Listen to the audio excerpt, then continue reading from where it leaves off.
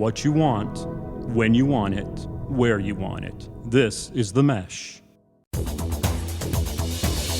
What you want, when you want it, where you want it. This is The Mesh. Foot Candle Films. Film news and reviews from two guys who really like movies. This episode is brought to you by the Foot Candle Film Society.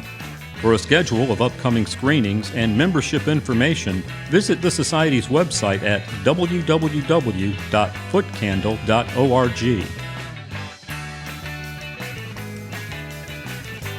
Hello, everyone, and welcome to Foot Candle Films here on the Mesh.tv podcast network.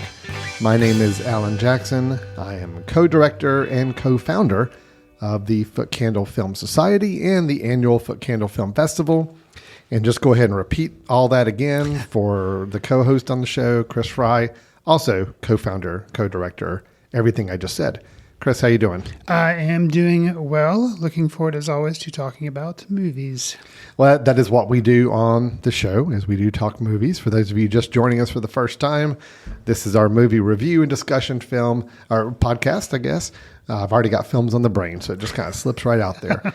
We get together, we talk about two new releases that you can see either online or in theaters.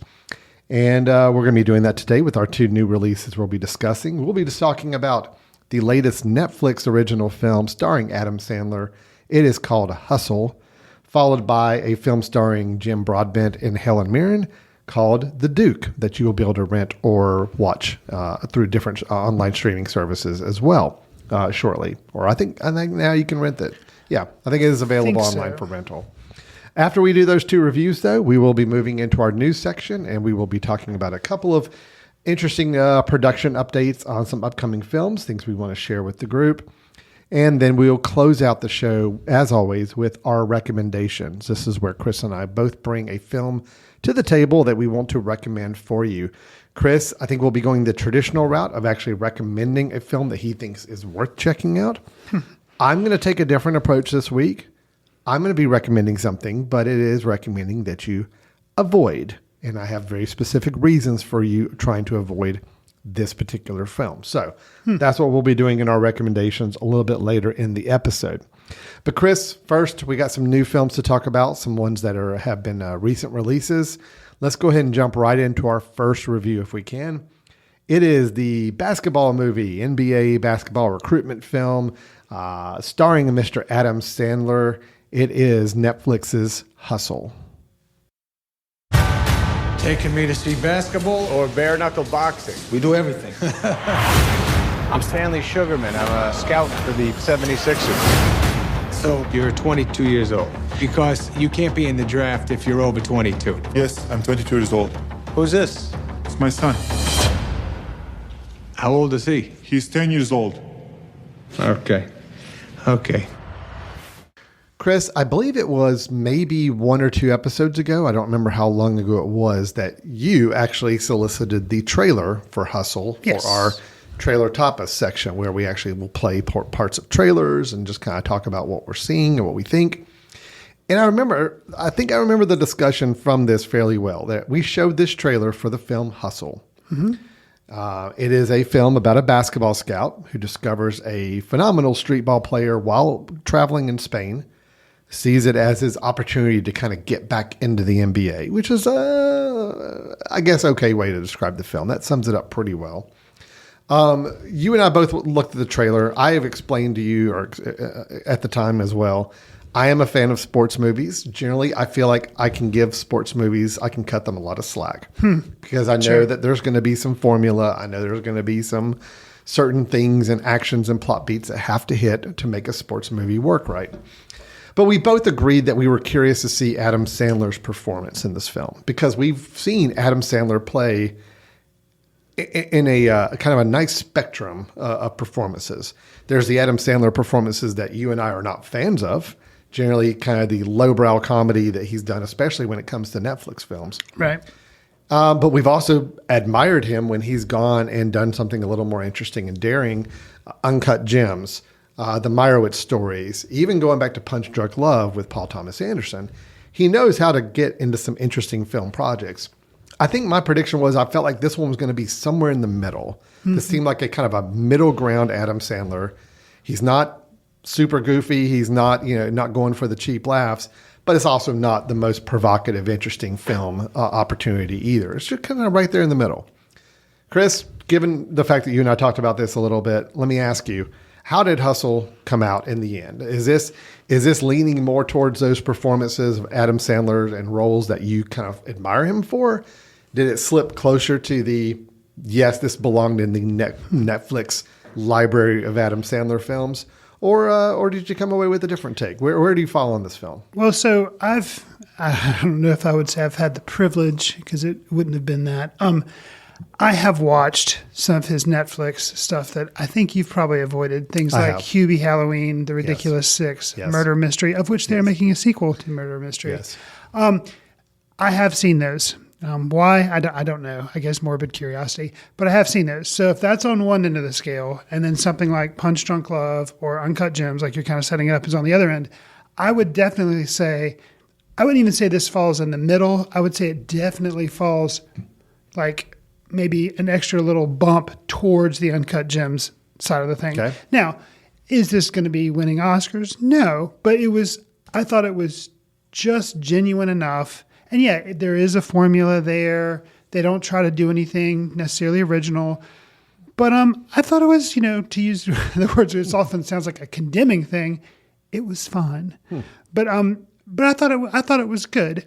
Basically, and I'm glad they acknowledged it. If they hadn't, this would have been a problem, because I watched this with my wife and she actually commented on it. And I was like, yeah, totally. And then they actually acknowledged it later in the film. It's basically a remake of Rocky with Adam Sandler using a basketball court instead of a boxing ring.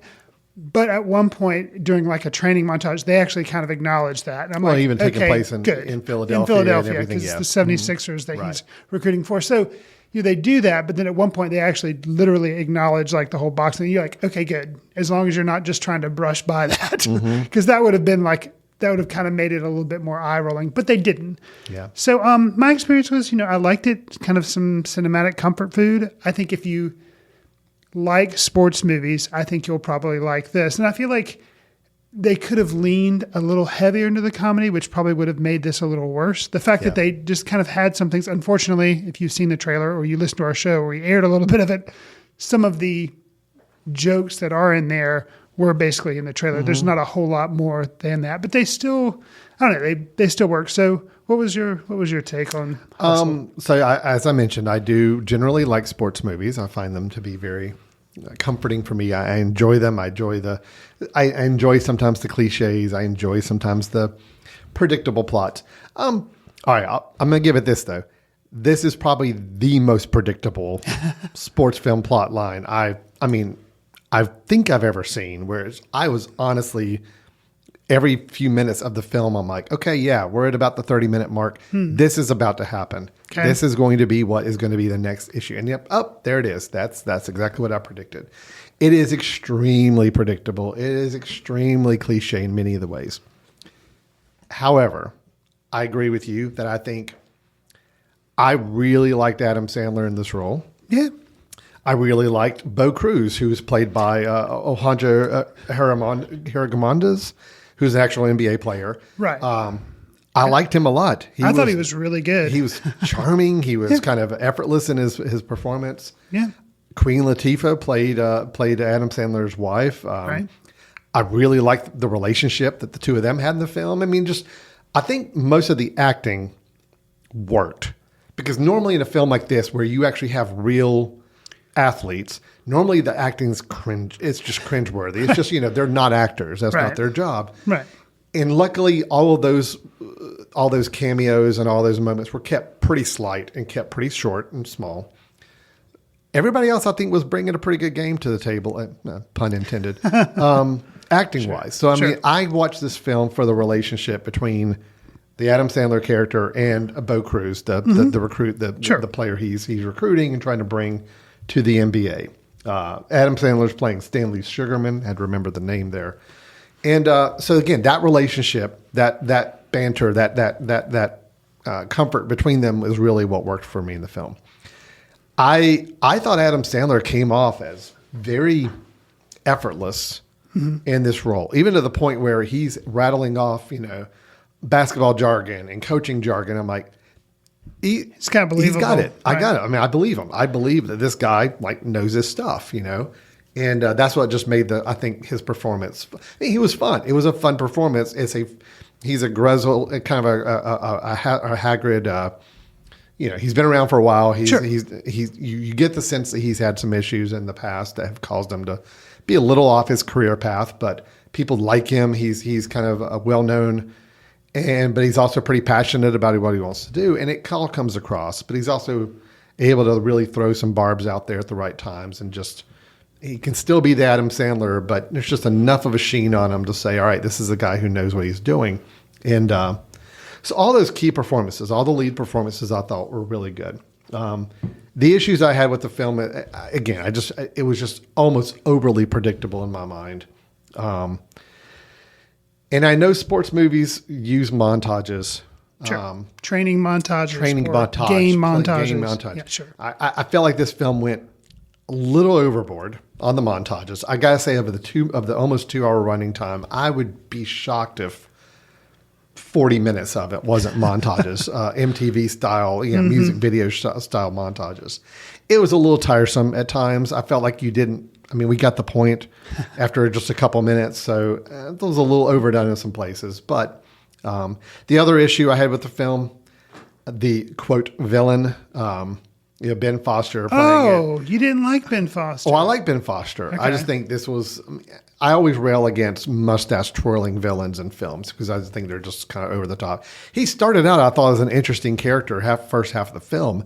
He's an antagonist, but yet there seemed to be some level of at least professionalism between him and Stanley Sugarman. But as the film progressed, he honestly just turned into he is absolutely a villain. Like where every shot is him off to the corner sneering or making some catty comment.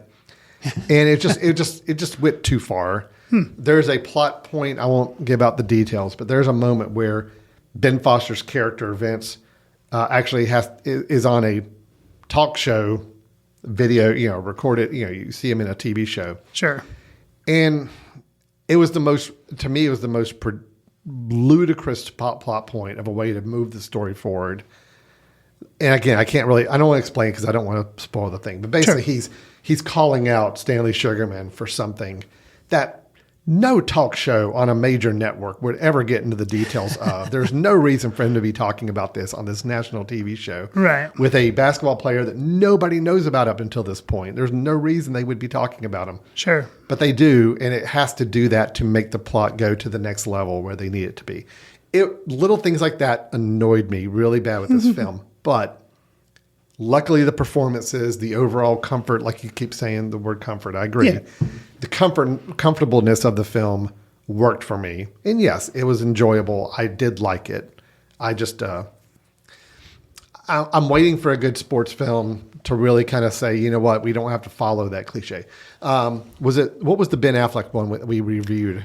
See, The Way Back, was it? The Way Back. The Way Back. Or maybe it was just The Way I Back. think just it was The Way Back. You're right. Which that was one that I thought did a decent job of breaking that stereotype a little bit. I didn't enjoy that film as much as I enjoyed this one. Okay. But I do think formula-wise, it tended to break it a little bit. Okay. And see, I think that's an interesting comparison piece because the problem I had with that film was just so much that it was a Ben Affleck centerpiece, and he's fine. It's not, but it just I don't know, it was kind of, I couldn't get out of my head that was Ben Affleck. Right. If it had been anybody else, it probably would have been fine. I'm with you. But I think in this film, from the moment Ben Foster appeared on screen, I was like, oh, I know what he's doing. Because, I mean, that's kind of who he is in a lot of movies. And I like Ben Foster as an actor. And, so I guess it didn't bother me just because I kind of knew this film was going to be a formulaic film and I knew he was going to be in it. So I just kind of but I can see why that could be could be irritating. You look at the contrivances that take place in this film. Sure. I mean, of course, Stanley Sugarman goes to Spain. He's supposed to be seeing this one player. Turns out he gets down there. Oh, that player is not going to play today. So his family's like, oh, what do I do? And he's like, looks down the street and just wanders right into a street ball game that just happens to have this amazing player, Bo Cruz, out there playing. Right. It's great. It's fun. I mean, it is so it's effortlessly enjoyable, but at the same time, you're just like, oh, okay, here we are. I know the deal. And of course, he's going to fall in love with this kid. He's going to want to like take this kid all the way to the NBA. There are going to be setbacks along the way. There's going to be some issues. There's going to be a moment where, you know, they're going to give up on his dream for a while, but then they got to find a way to get him back on it. It was all very, very by the numbers, check the boxes. But it was done in a way that at least made it enjoyable to watch. Sure. And if it wasn't Adam Sandler in the role that he played, there'd be no reason for me to watch this film. There's nothing to get out of it, I don't feel like. I think too, like, you know, I like this film, but I think we're basically on the same page. And I feel like one of the things too is if you're going to be kind of, you know, formulaic and you're not going to really try to do anything new, that's fine. There's plenty of room for movies like that. Like we say, it was comfort food. But my one knock, and this is like something that, you know, take a drink or, you know, drum roll, you can probably guess what I'm going to say, the runtime. I mean, it's almost 2 hours. And there's a point, which I won't give away, you know, a lot, but there's a point where there's an event that the player goes to, Bo goes to try to like prove himself. And it's the combine. And there's an event that happens and something as simple as like, and actually my wife, like there again, I was watching my wife and she actually said like, dude, this could, like, he could have turned it around by just helping a player up off the floor. Like, you know, it was like confrontation, trash talking, and there's like this thing. And then he could have simply just like, because he, and like, and then I don't know, it could have ended 20 minutes sooner. And it's like trimming that down, or, you know, hey, we really like the 90-minute movie. Yeah. You know, just get down to 100 or get down to 90. And because, you know, this isn't based on a true story. I mean, yes, there are scouts that do this kind of thing, but it's just a sports film. So unless there's really a reason to push it, because nothing really unique happened in that extra runtime, I think it really could have, it could have made it much more dynamic, I guess. I agree. And I'll even add to that same incident you're talking about. Sure. Not only was it, yes, it extended the film kind of a longer period of time than it needed to be, but it was also kind of a ridiculous plot point too. Okay. He pulls a stunt during this combine because, you know, he gets rattled and he's getting frustrated and somebody's jawing at him the entire time.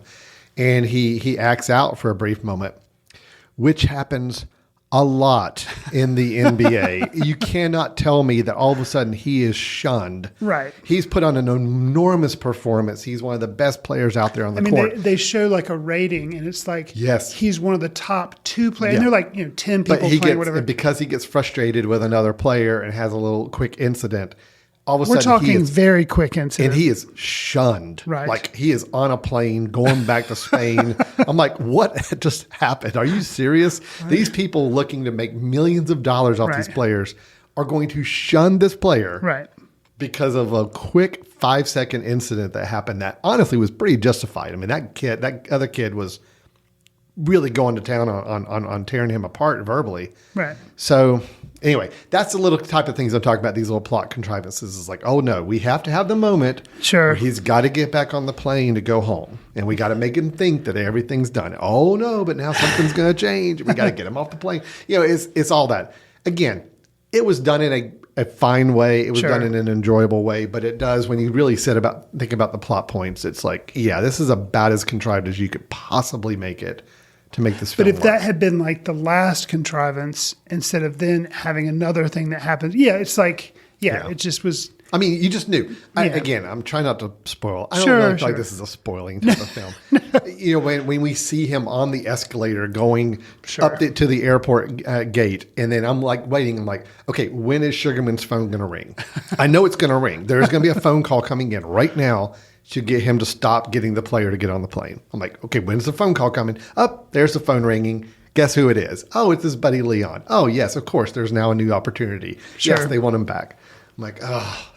So it was a little much, but I still enjoyed it. I still had a good time with it. Hey, look, any film that puts Kenny Smith, one of my former beloved Tar Heel players, in an acting role. I was surprised he was in it and in it as much as he Yeah, was. I mean, he was like he's- the fourth lead on it or something like that. which I had He no a lot. idea that He's one of the only actual basketball players who didn't play himself. Right. Yeah. So, I mean, you've got Dr. J was in here. It's just, if you're a basketball fan, especially an NBA fan, there's stuff to enjoy here. It is a love letter to the NBA. Absolutely. It's even produced by LeBron James, I think, is one of the producers. I mean, they know what they're doing with this. Sure.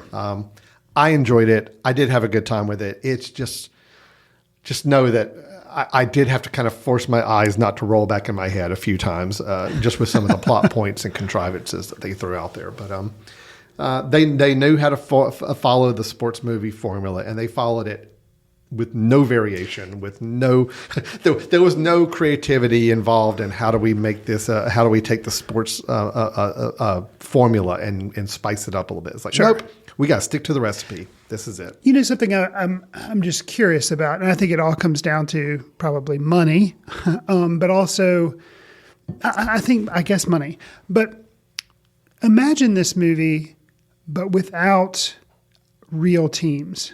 Mm-hmm. Okay, so imagine it being the Philadelphia Warriors or, I see. or the Like, Philadelphia Chargers or whatever making you want up to call some it. new- yeah. And, still having NBA players because you got to have people who can really like make shots and do Mm-hmm. all the incredible stuff they have in there. But they just use all fictitious teams and they use fictitious stadiums and I wonder, I was just impressed as we were watching because I didn't know I guess from the preview they do say 76ers, but Mm-hmm. just that it's so inside basketball, I was kind of impressed. I'm like, how did they get this? How did they get this kind of access? I mean, Adam Sandler, people know who he is. He did Uncut Gems, which used the Celtics and that, but that was like done as if it was in the past. So it was more of like a, you know what I mean? It wasn't like current day. This is, shot as if this is happening right now, like present day. Because, while it's not completely flattering of the NBA because it is all about completely. money and taking advantage of people and the players there's Why do you trash get the sense talking of going any on. taking advantage of players? I mean, it was giving a lot of kids and a lot of young adults really promising opportunities. Where I think it was a little. There was one comment, But one negative moment. stuff about ownership, and that's ownership. There was one person negative. I mean, everybody else was coming across very, very good. And We had one person, Ben Foster's character, that was the negative owner, and by the end of the film, that's rectified. To some and I degree. will say, so I said the one negative thing about runtime. If I'm looking for a second thing, I liked Ben Foster in it, even though, like you say, he was kind of mustache twirling. But the way he just is suddenly gone, know. I find to be completely It unrealistic. was like a throwaway line at the very last Right, shot. and you're It's like, oh, well, something's changing. I'm like, okay, there you go. That's how the NBA comes out of this looking like, no, we deal with problematic people. Right. issues And like this. Yeah. Yeah.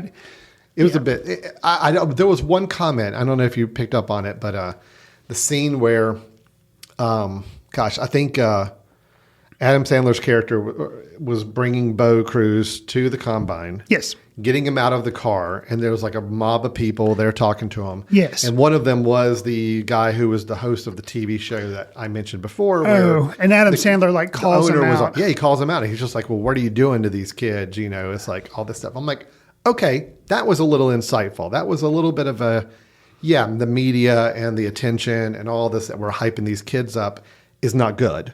Or because they had one incident years ago that's now on their record, now we are trying to, we make them penalized for it now. Mm-hmm. I thought that was interesting. I wish they'd gone a little deeper with that. The fact that the media and all this was actually causing some damage to a kid's potential to do something really good with his life. Right. And again, the fact that everything hinged on the fact that this guy did one thing wrong Right. 5 years ago. Right. That's still there. And again, I'm thinking to myself, okay, but I know so many of these NBA players have had incidences, have had some problems as well, but it doesn't seem to be affecting them. But why they let it affect him, I don't know as much in the story. Because they needed the story They needed to to. do it. Yeah, it you're was a right. plot point. Sure. So again, I am giving a positive review of this film, but I will say there's a lot you have to kind of swallow with this, and a lot you have to just kind of let float by you as Sure. you're going plot wise. But if you enjoy the sports cliches, if you like the general idea of a sports movie and the beats that it always follows, yeah, you're going to get those absolutely in this film. And it's done in a very fun, enjoyable way. And I feel like, I was kind of slagging on some of the Adam Sandler straight to Netflix movies that he's put out. But I feel like this is a good one. I mean, he didn't write it, he didn't direct it, but obviously he produced it. He's one of the main stars. It's a good movie. And I feel like this could have gone to the theater and done probably decently. Maybe. Because it has a lot of, basketball, like put it out around the finals, which is when this came out, so I don't know. I think it's good for Netflix that they have it.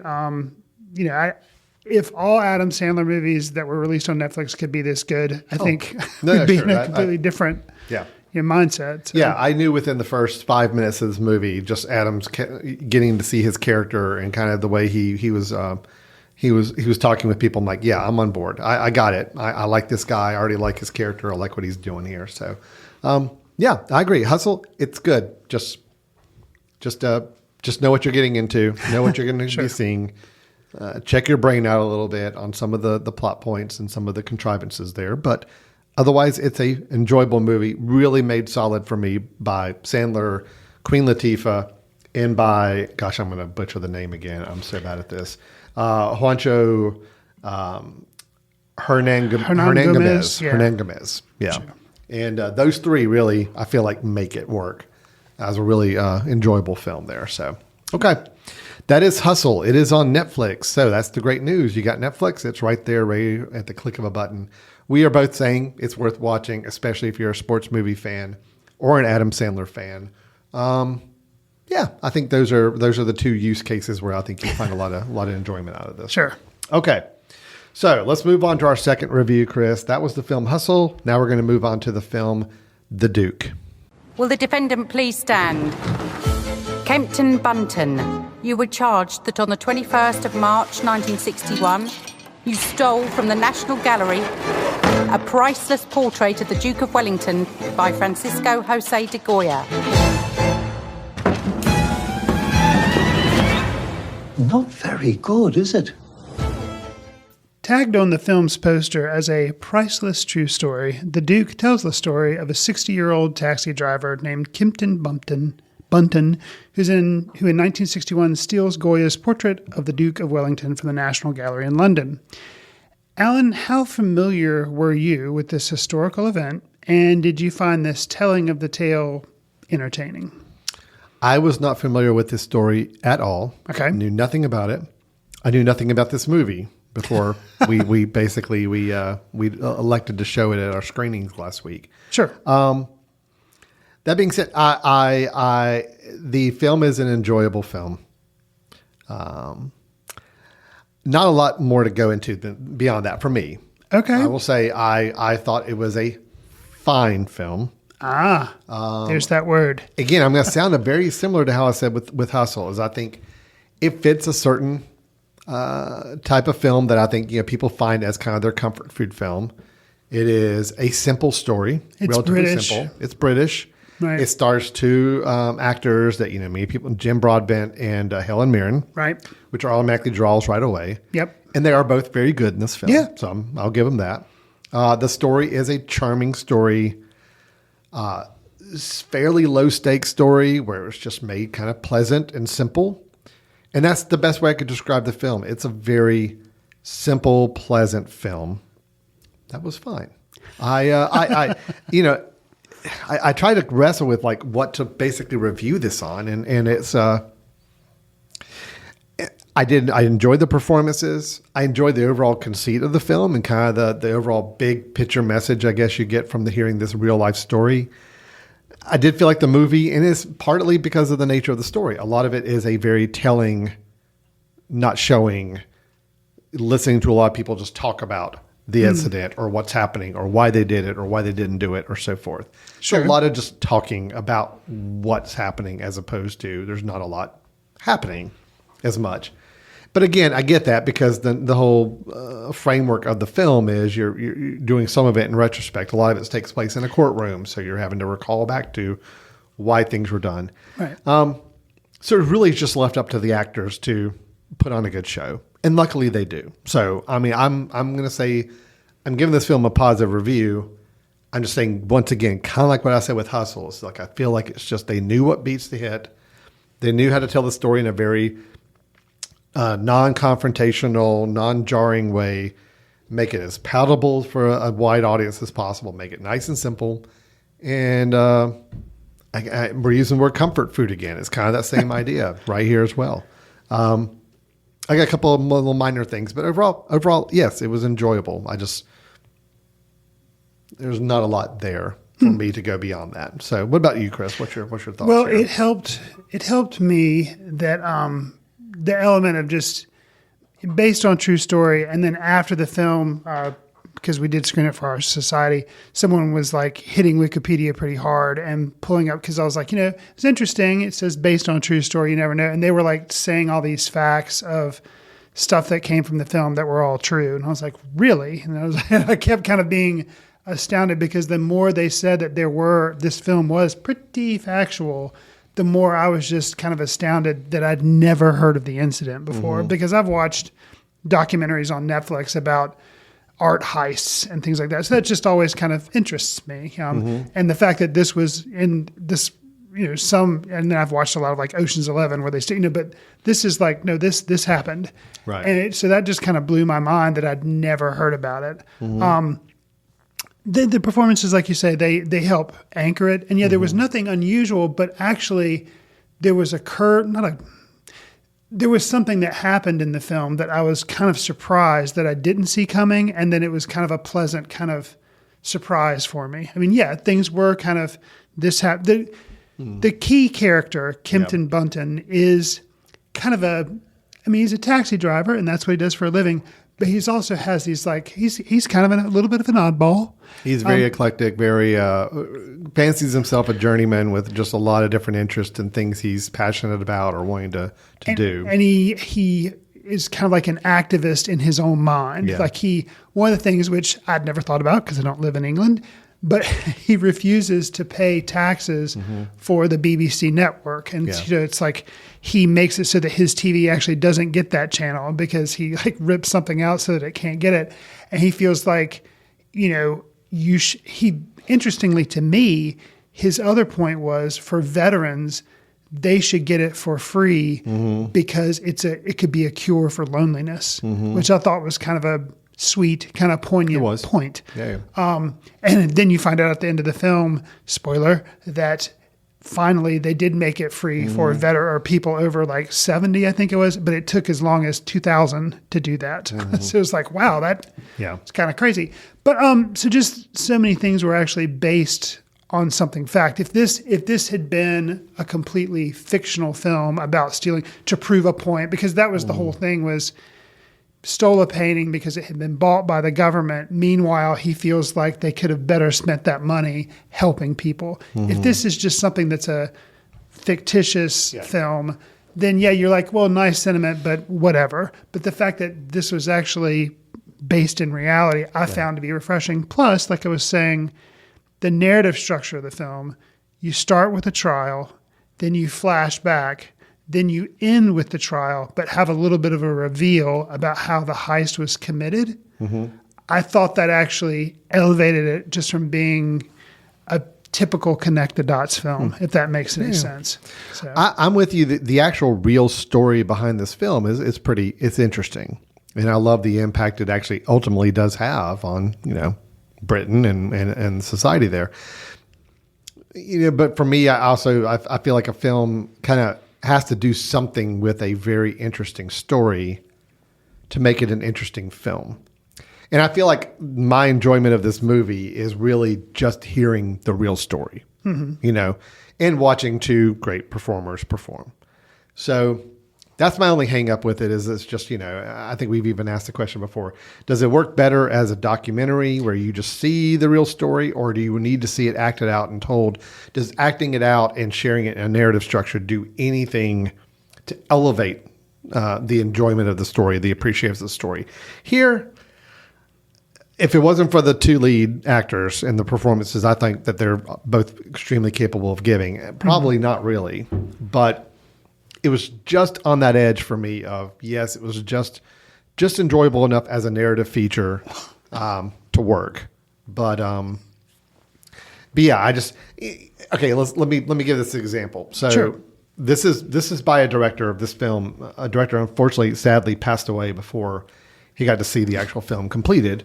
The director is Robert Mitchell. Yes. And Notting Hill, My Cousin Rachel, Enduring Love, several films he's made over the years. So he's a fairly prolific director. He did a lot of TV and theater too. He did. I'm trying to think of some other ones. The Mother, Hyde Park on Hudson. I remember that one. That was the one with Bill Murray. Yeah. Mm-hmm. Did a lot of those films. So he's been making films for a while and TV as well. Sadly passed away before this film was finished. But, the film, there's some... They try to drop in, like, there's several moments where they use like a split screen kind of thing just to try to give it some visual flourish, and it just... That worked for me because that's it? very period. That's 1960 James Bond and 70s like French Connection type thing. The diopter split screen like Brian De Palma, like that worked. Yeah, okay. That worked. I didn't see it. It was used especially at the end at one point, and it was very jarring and just seemed like it was trying to add style to a film that didn't need it. I feel like again, if you're going to let the story be the driver of your film, let the story be the driver. And I think it felt like any of the visual flourishes that tried to get mixed in were very sparring and just kind of more dropped in just to try to juice it up a little bit, and it didn't need it. So overall, I like the real story. I like the way it was told in the film. I thought the acting was fine. Could I wish it had been a little more always in a film like this? But it was a good, again, we're going to use that phrase. It was a good comfort food film, and I think it worked. And more than anything, I was more interested in the true story to read up on it afterwards and learn more about what actually happened. Right. And to find out that the film is pretty darn reliable in its telling of it. It didn't do adding a lot of extra drama to it unnecessarily. So, Well, so interestingly, I think I like this film more than you. And I liked the little flourishes. And I think if it had, it might have made for an interesting documentary. And I guess if I was to pick one thing, I would say, well, yeah, I wish I could have learned a little bit more about Kempton Bunton himself, because apparently he was very interesting. I mean, you do learn a little bit about him, but this is a very compressed time frame. And apparently something I learned afterwards was that they were in possession of that painting a lot longer than 4 what years. it seems like. Like in the film, it seems like almost they had it for maybe like a couple of weeks or month or something. And that's not the case. So much more interesting to me. But I guess you just leave that for a documentary because they didn't put all that stuff in there, that maybe they felt like they couldn't dramatize effectively. This film was 95 minutes. so it hit the Chris Fry. It hit the sweet movie spot. length meter. Yeah, because it's like instead of trying to pad it they're like, nope, we're going to go in, we're going to tell an effective story, we're going to keep it. And the flourishes that you mentioned that you felt like were kind of distracting, they worked for me. I think it was their attempt on what I'm assuming. This is a smaller budget film. I think probably the majority of the budget was spent on getting the actors. Yes. It helped set a time period because a lot of those split frames were like archival footage from 1960s London. So instead of trying to recreate that and pay a bunch of money for sets, they just used footage from back. So I thought it was a clever way to try to put that in. And also, we'll call out one more thing that we haven't mentioned yet. You mentioned the performances of the two leads. I really liked Matthew Good's performance in this. Yeah. And he is a lawyer that comes in, which they call him different things in England, but basically he's like the defense attorney for Bunton. And I liked him because he's a name of somebody that I recognize, but I don't necessarily know his name. But when he showed up, just his charisma of being kind of like this very polished, attorney that can come in there and just kind of knows the game, knows the system. And he just recognizing him as a known quantity, I was like, oh, this is going to be good. And sure enough, the way he played things, I thought was very effective, and I thought it really worked. It was like a little bit of extra star quality to make the trial stuff not seem as boring as it could have been. So Well, and yes, I agree. I thought Matthew Good was good, and I think back to my comment about would this have been a better documentary or not. I think for understanding of facts and what actually happened and how it happened, yes, a documentary would have served it well. What you would not have gotten in a documentary, though, is what was probably, for most people, is going to be the most enjoyable part of this film, which is Kempton Bunton's testimony in court. Okay. You know, where that's where something where a documentary would not capture that or make that as enjoyable, because he is an enjoyable person to listen to and watch there. And I learned there again, doing research after the film, that apparently a lot of the stuff that he said in his speeches and his kind of responses to the questions that he was being asked, that was taken pretty much verbatim for the trial would have hoped so. transcripts. I actually would So have it's been like disappointed pretty if it wasn't. impressive Yeah. that he would like say the things and he would answer the questions the way he did, because that was pretty much legitimate. Yeah. So I thought that was interesting. No, look, I'm giving a positive review. I think you are a little more positive than me, but I thought it was fine. I wish it had kind of either elected to keep it. I don't know. Keep it straight. Keep it very, very focused on story and nothing else, and very simple. Or if you are going to expand on it and try to do something a little more creative with the film, go for it. And again, the nature of the story just does involve a lot of telling. So you're already listening to just a lot of dialogue explaining what's happened, is a talky and why film, it's happened, sure. and where it's going. So that being said, it was good. It was good. I'll give it that. I do think it's worth watching. Okay. I think it's a worthwhile film, but I'm not gonna, it's not going to make any of my best of lists anytime soon. But it was a fine film for what it was. Fair enough. And we determined that it's not streaming yet, but it Not probably will streaming be yet. soon. It should be soon. It had a very, very small, limited theatrical run. But as of the time of this recording, it's not available online for streaming or rental yet, but should be very, very soon. So I'd still encourage people to check it out. If this review gets you at all interested in seeing the film, it will be available to check out here before too long, I would imagine. All right, Chris. So that's our reviews of The Duke and of Hustle. Now we're going to kind of take a quick little moment break. We come back. We're going to be hitting a couple of news items about some upcoming movie productions that we want to comment on. And then we'll also be ending the show with our recommendation for the episode. Again, Chris will be recommending a film to check out. I will be recommending one to avoid. So stay tuned. You're watching Foot Candle Films here on themesh.tv, and we'll be right back. This podcast is sponsored by Jackson Creative, a custom communication agency located in downtown Hickory, North Carolina, specializing in online content creation. To learn more, visit thejacksoncreative.com. Jackson Creative, we tell your story. All right, welcome back to Foot Candle Films here on the Mesh.tv podcast network. Chris, you and I like to talk about some news of movies that are being made or starting work on or underway in production that we're curious about. We maybe want to kind of follow. We want to track from time to time and see how they're going to end up. So I've got two productions I want to comment on during our news section here that I'm familiar with, and I'm intrigued for different reasons with both of these productions. Okay. So let's talk first about the film. It is a film called Maestro. Now, let's give a little background about this film. So Maestro is going to be a film all about esteemed Broadway composer Leonard Bernstein. Okay. Now, Leonard Bernstein, you may recognize West Side Story. He did the original music for that. Several other Broadway productions he's been involved with. I mean, it's a very, very big name. This was a film that Steven Spielberg was attached to direct at one point. And Steven Spielberg had targeted as someone to play Leonard Bernstein was going to be a Mr. Bradley Cooper. Gotcha. Bradley Cooper from A Star is Born, from, what else? The Hangover films. Silver Linings Playbook. Yeah. Now, A Star is Born was interesting for him because he both starred in it and directed it. So that was the remake of the story that's been, I think, remade 3 or 4 times now. But he did that one with Lady Gaga just a few years ago. So Bradley Cooper was being tapped to star as Bernstein in this film. He turned him down. He said, nope, I don't want to do it. I actually just want to direct films right now. Spielberg eventually walked away from the project or abandoned it, and Bradley Cooper picked it up to become the director of Maestro, about this gentleman, and also to play him in the film as well. So Bradley Cooper will be, just like in Star is Born, will be starring and directing himself as Leonard Bernstein in Maestro.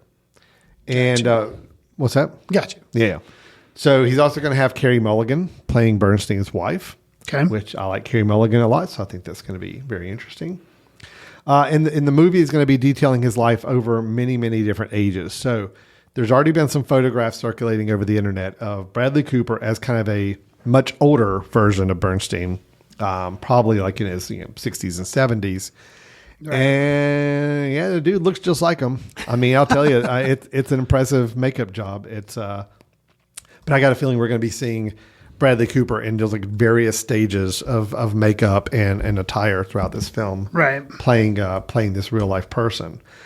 Just me describing it to you there. What's your thoughts? You got any interest in this? Is this something you're looking forward to now or not? I mean, I do like Bradley Cooper. I think this is a Netflix production, so I guess Yes. I'll get to see it for free because I already have a Netflix subscription. I'm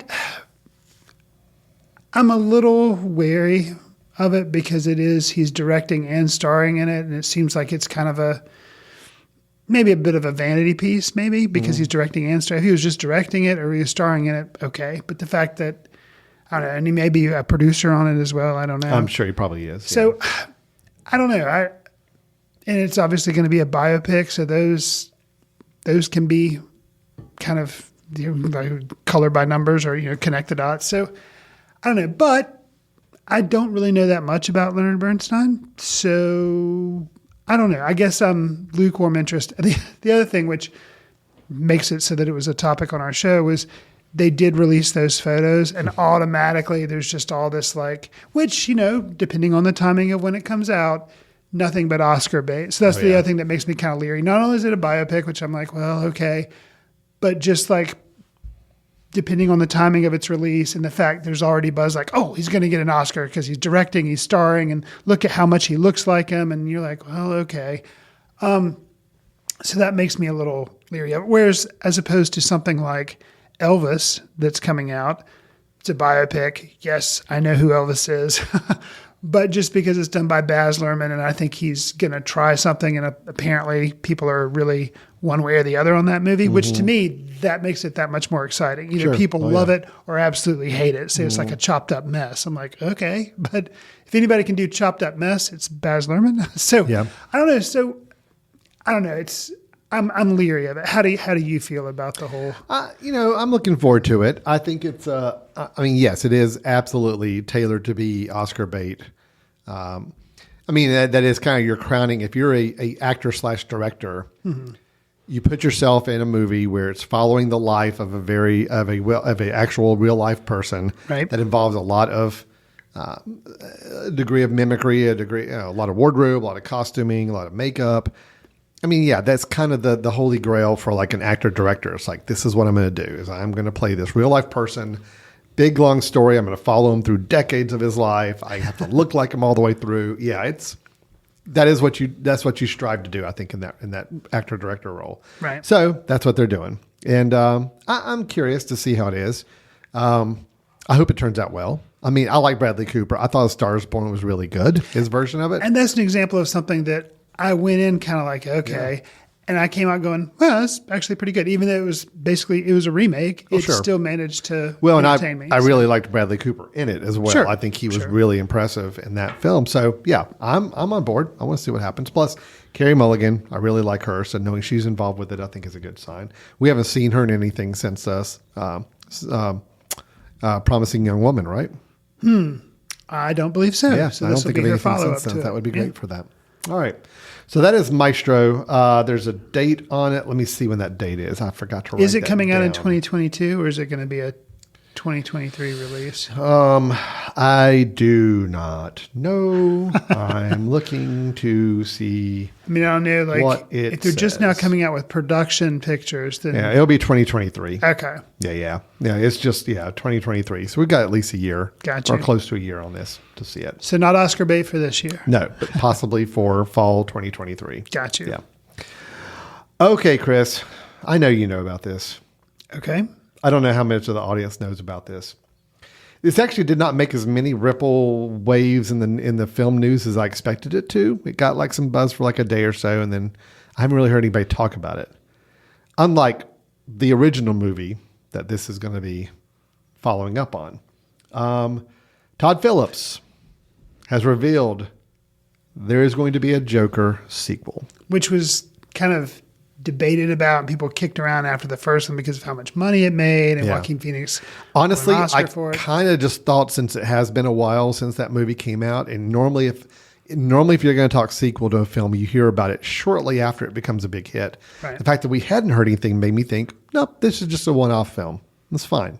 And I think you and I even commented that we were fine with it being a one-off film. It did not need to be leading into any kind of franchise. We definitely didn't want it to touch any other DC comic book universe movie at all. Right. But Todd Phillips has just in the last week revealed that they are working on a new Joker sequel. Now, it is a sequel to his first film that was Oh, The yes. Joker. Okay. Oh, yes. Or Joker. because even the way he announced it is by putting up an Instagram post that showed the cover of the screenplay and then another shot of Joaquin Phoenix reading said screenplay. So Oh, it has wow. already been announced. I mean, that's So basically he's attached to it. that is the insinuation. Gotcha. There's not been like any official press release. There's not been any details. It's just Phillips putting up on his Instagram saying, here we are. Here we go. And you see a cover of the script. You see a subtitle, which we'll talk about in a moment. Okay. Yeah, I'm curious. And what then the you see subtitle another would be. shot. You see another photograph. Joaquin Phoenix reading the screenplay. So you can kind of put all the dots together and realize that's what they're basically announcing. So it's going to be the script is written by Todd Phillips and Scott Silver, who was collaborating on the first film. So it is very much a continuation. Same writer, same director, same lead star. The film is titled Joker. Oh gosh, I took French in high school, but this is still going to be tough. Joker, Folie à Dieu. Folie à Dieu. Okay. That is what's printed on the cover as like the subtitle of the film. Roughly translated, that is saying shared madness. So that what people are all insinuating with the title shared madness is that it's going to be, it's typically a layman's term for shared delusional disorder. Whether that's commenting on at the end of the first film, if you recall, like so many people were like following the Joker, kind of becoming like his disciples almost, kind of adopting his philosophy. Whether it's going to be keying into that, whether they're trying to talk about Batman, whether they're trying to talk about some other connection to the bigger superhero universe, I don't know. But that's gotten people all questioning online. No plot has been announced, no anything. That's just, really, it's just a cover of the screenplay, subtitle, Joaquin Phoenix reading it. And that's what we got. So Chris, knowing this now, what are your thoughts? You know, there was so much drama around that original film. You know, people upset about how it seemed to champion the subject matter, or just all this different stuff. Joaquin Phoenix, I thought he gave a good performance in the film. Obviously, he won an Oscar for it.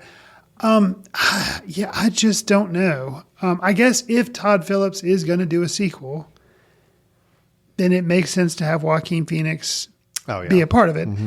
I am curious because he's just such an interesting individual in himself that he would agree to do a sequel, because that would be a first for him. Is that correct? Well, let's think here. Has he done a sequel to anything? I mean, they didn't make a sequel to Gladiator. They didn't make, I'm trying to think of his other Like bigger movies. that he's done. Nope. And I can't think of any. sequel. Nope, I So cannot to either. me, That's that's to be kind it. of interesting that he would be up for doing a sequel. Granted, he won an Oscar for it, so I guess he's kind of to make another standalone Joker movie that doesn't have any reference to Batman, I think would be quite a feat. Because Yeah. I think you can have which this was interesting because it's an origin story of a bad guy. You don't have Batman in there at all. But then to have a second film that's just more of like a bad guy running around, that would be really, Well- I think that would be really complicated. But I wonder if there's any pressure, which means Matt Reeves gets dumped, to tie it in with Robert Pattinson, the Batman, which was obviously really, really successful as well. Well, but that's a tough thing to hoe right there as well, because I mean, you introduced another version of the Joker in the Batman franchise. That is true. So what do you do? I mean, it sounds like DC is just saying, look, we're just going to. But if it's shared madness, both of these people could be Joker. Well, it's true. See, that is kind of the premise that the first Joker movie set out, is that we don't really know if this guy is the Joker. is the one that fights the Batman, you know, in the future. We don't know. We know that they did make the allusions to the Waynes. We actually saw, you know, the Wayne family. We saw the mansion, but that's all we saw. And so we know that there's a connection there. I don't know. I agree with you. I think if they were able to pull this off and it just tangentially lives in that universe, but it's really its own story. That would be really That's interesting. I'm actually okay with that. That's part of the reasons I like the standalone Joker, because I like the fact that it didn't feel the need to have to be this tie-in. I know there were some groans at the end of the film, some people that you saw the theater, you saw the Wayne family walking out, and it's kind of this, you know, implied assumption that there's a connection now between them. Mm-hmm. And, you know, did it need that? Not necessarily. I think the film worked even without that. But I'll be curious to see how it does, knowing that there's 2 different tracks now for the Batman universe going on at DC, at Warner Brothers. You got the Matt Reeves version, which was introduced in that film. No, so we just talked about how usually after the film comes out and is successful, within a relatively short time frame, they announced a sequel. Have they said that they're making a second? I haven't heard an official announcement on that. Yeah. So anyway, I think they're just throwing a bunch of balls up in the air and say, hey, we got something good over here. We got something good over here. Yeah, they overlap a little bit, but that's okay. We're just going to let them roll and do their own thing, which I'm okay with. Yeah. I mean, I'm very curious because I did like the Joker film, even despite all the kind of backlash it started to get eventually, and some of the hate on it. And, you know, a lot of film critics, I think, really just didn't care for it. I personally did like it. I did like it because of Joaquin Phoenix's performance. Mm-hmm. So we'll see what it goes with that. So I'm curious about this film for sure. So you said no script details. There's also no dates attached to anything. Nothing. Okay. No, it really was the most cryptic Instagram post. It truly was. Here's a photograph of the script, and here's a photograph of Joaquin Phoenix reading the script. And it would make the Joker proud to know that it was that cryptic, probably. Yeah. I mean, that's really all there is out there. So, okay. Well, that is our 2 news. Two interesting projects, Maestro and a Joker sequel. Both I'm very curious about. It sounds like we'll definitely be seeing the Maestro sooner. Sure. Because it's already working on Joker still very early. It could be late 2023, could be a 2024 film at this point. I'm not really sure. So, all right. That is the end of our news for this episode. A couple of items to share with you there. But now we move on to the final piece of the show, our final segment of the episode, where Chris and I give our recommendations of films to consider checking out. And historically, Chris, you know, a couple things to kind of let everybody in on the back side, kind of the administrative side of what we do on the show. Sure. Typically, we try to have both of us talk about a film that we've either recently seen or caught up with or got a chance to catch and really want to recommend to our audience. You watch more films than I do.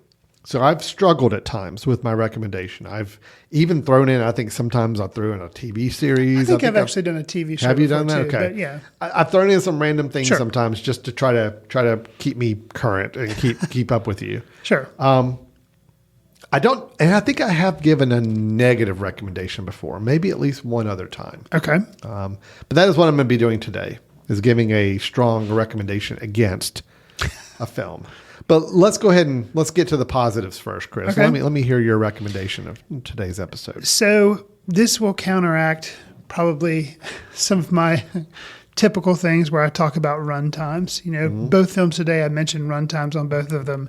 Well, I'm about to recommend a film with an 187-minute runtime. Oh, wow. Okay. So for those doing the math, this is over 3 hours. But I didn't have to sit in a theater to do this. It's on Netflix. So that helps because that means I can pause it for snacks or bathroom breaks. The film is RRR, which stands for Rise, Roar, and Revolt. This is I had thought it was a Bollywood film, but then I came to be corrected when I logged it on Letterboxd because somebody was kind of commented me. It was like, actually, truthfully, this is what they call a Tollywood film, which apparently means it's from the southern part of India. Apparently there's a difference from Bollywood, which is more central, you know. But anyways, I had thought it was a Bollywood film. But that kind of makes sense on why it's a huge runtime, because their films tend to be rather extended. Sure, So you get okay. the most bang for your buck when you go see it in the theater. But this is a fictional history of two legendary revolutionaries' journey away from home before they begin fighting for their country in the 1920s. So it focuses a lot on these two people that they're on two different sides because the British come there and they're kind of occupying the country. And, one is more of kind of comes from a small community and he's trying to help his community, whereas the other guy kind of signs up for the British, and there's a lot of tension there, but they become best friends. As with, most like Bollywood pictures that you would hear of or think of, they do have the elaborate dance numbers and some of the action sequences. But this was a lot of fun. You recommended many episodes ago Bollywood film, and I hadn't caught up with it. Right, Krish.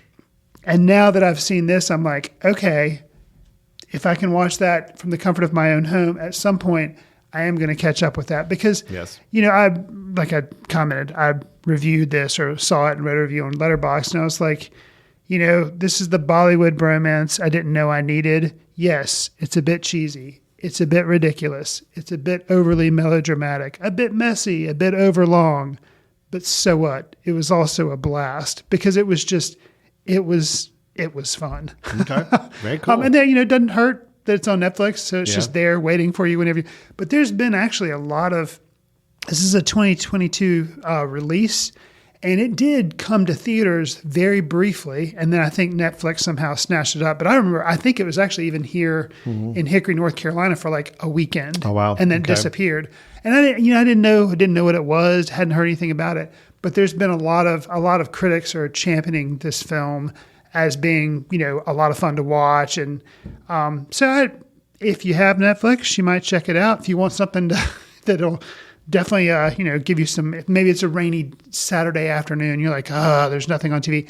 This will give you 3 hours of entertainment. And I thought it was. And yeah, is it a perfect film? No, but it's so lovingly made and a celebration of movies and of musicals too, and of that type of film of the Bollywood type film. I really enjoyed it. So that's RRR. All right, the three-letter R's. Yeah, and it's on Netflix. On Netflix. All And right. actually, even after it was on Netflix, it kind of came back and had some screenings at like Alamo Drafthouse or at IMAX presentation, because people like this film so much and wanted to see it on a big screen. Wow. So there's a chance in your town, if you live Could in a be bigger some city, special screenings of yeah, it. and you might want to go see it that way. So No, this was on my list to check out, so I'm glad to hear your recommendation on it. So that is good. RRR, available on Netflix and possibly in a movie theater near you if you live in some select cities where it's coming back for special engagements. So, all right, I was really curious about that. I've heard some good talk about it, so thank you for that recommendation, Chris.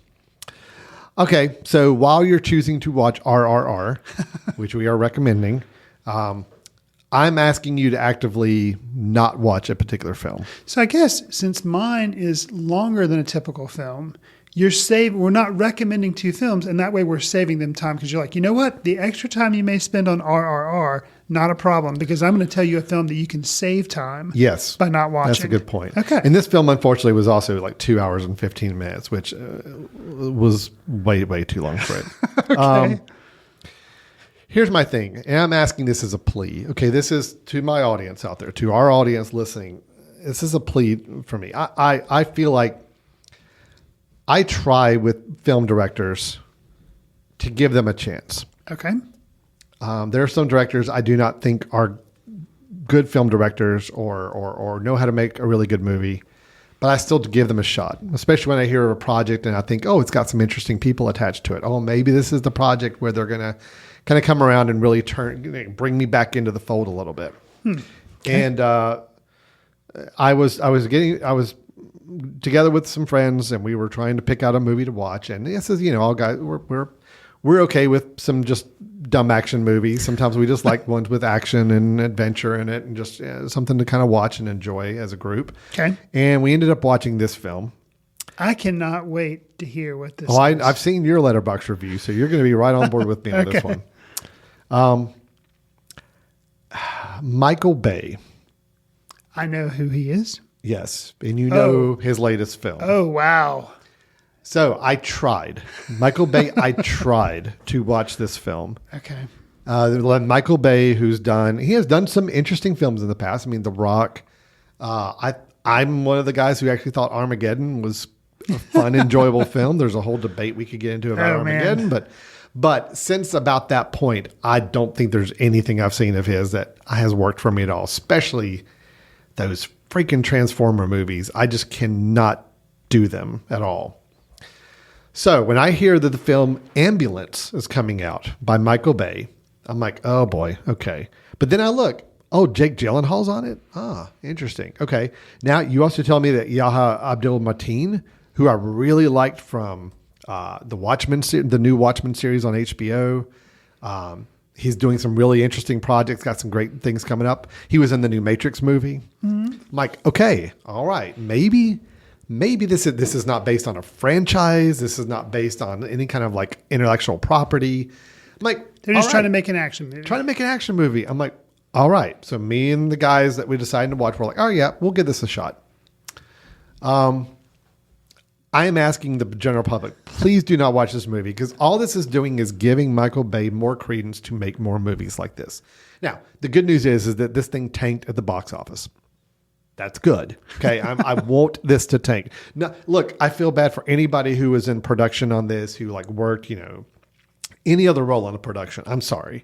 Because I know this is your livelihood. You're making movies. You're getting paid to make these movies. I never want to say I want a film to fail. Right. I just want Michael Bay to stop making these movies. That's all I'm asking for. He doesn't have to stop making movies. Just stop making movies of this type. Movies. Gotcha. Right. Because this is basically, it was a Transformers movie without robots. It was nothing but fast cut explosions and chases, to where it was mind-numbing. After about 30 or 45 minutes, we're watching our watch saying, how much longer is this thing going to go on? I'll give them, the only positive I'll give him, I mean, Jake Gyllenhaal seemed to be having a blast doing this because he just overacted like crazy throughout the entire film. Sure. But man, this was a chore. It was an absolute chore to watch. And if you had told me, okay, I'll even just say the plot line is, two robbers steal an ambulance after their heist goes awry. So they're robbers, but in the course of a robbery that goes bad, they have to commandeer an ambulance, and they're spending the rest of the film in the ambulance with the girl who was already in the ambulance to begin with. She's like a tech or whatever, yeah. And that's the film. Medic. That's really what happens. There's nothing else that happens. Mm-mm. But there are so many explosions, so much just wanton destruction and action that it's just mind numbing. And the freaking aerial drone footage just got overused, ridiculous. Yes. So anyway, I'm asking people, please, we need to stop this. This is like something our nation needs to come together on. Okay. I think we can do this. A visible sign needs to be sent to Michael Bay that we do not want any more of these movies. So please stop. That is my plea to you. That is my recommendation. Got you. To not watch this movie and to help us send the right message out there. So, fair enough. Chris, you saw this movie. I saw your Letterboxd rating. It was a 1 star. It was. I know you did not like this film either. So. No,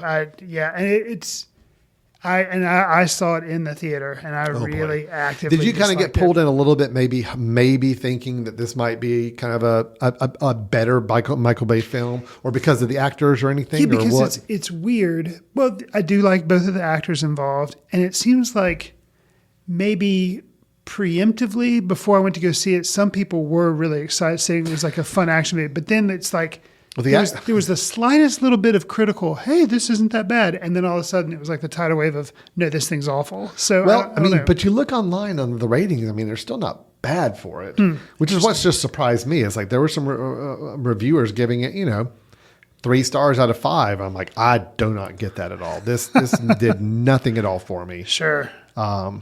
It was just so, mind numbing is the only word I could use for it. I honestly, when I'm 45 minutes into a movie and I'm bored with a movie like this, and I know there's still an hour and a half left. Because there's nothing original that's going to be happening. There's nothing and nothing does happen. The plot points aren't very interesting. It's just driving, running around, dodging bullets. It really, nothing happens. I mean, now you tell me a movie like Speed, which is kind of the idea of they're all kind of confined in this bus, and they have it's a constant like race against time. But yet that was interesting. It's compelling. It's more fun to watch. But yet you watch this, and it's just I got nothing. Plus, they really made hardly any of the characters likable. Well, there's that. So even the two leads, we're supposed to like one of them better than the other, Right. but they both have things that you don't like about them, and especially the one character that goes, I think, completely off the rails, villainy by the end. I mean, it's just too much. Yeah, it was absolutely too much. So my negative recommendation is the film Ambulance. I'm not even going to tell you where it's playing because I don't want you to see it. So I'm not going to tell you. If you're honestly, after hearing me talk about it, saying, no, I definitely want to watch this. Okay, you're going to have to go out and find it where it is because I'm not You're telling have to you. Search actively. I'm not going to actively tell you where this is. Fair enough. Yeah. Okay, so that is our show for today.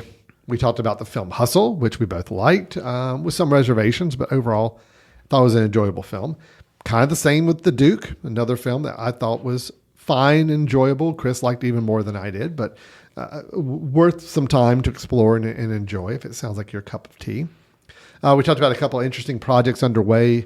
Maestro, starring Bradley Cooper, also directing the film, The Life of Leonard Bernstein. And then a sequel to Joker is going to be done by Todd Phillips, starring Mr. Joaquin Phoenix. And then, of course, his review or his recommendation of RRR on Netflix. My anti-recommendation of Ambulance, which hopefully is nowhere. So, all right. Wow. That is the end of our show for today. Chris, people want to join the conversation. How can they do that?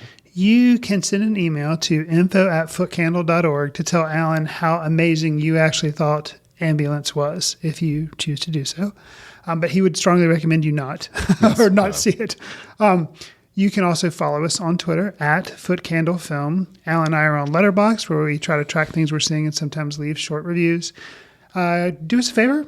If you like our show, consider giving us a star rating or write a review. Share with your friends on whatever service you receive your favorite podcast from. It'll help us reach new listeners, and we'd appreciate it. Last but not least, got to remind you guys that the Foot Candle Film Festival will be coming September 21st through the 25th to Hickory, North Carolina. If you can't make it to Hickory for the festival, we will be streaming films online for those located in North Carolina.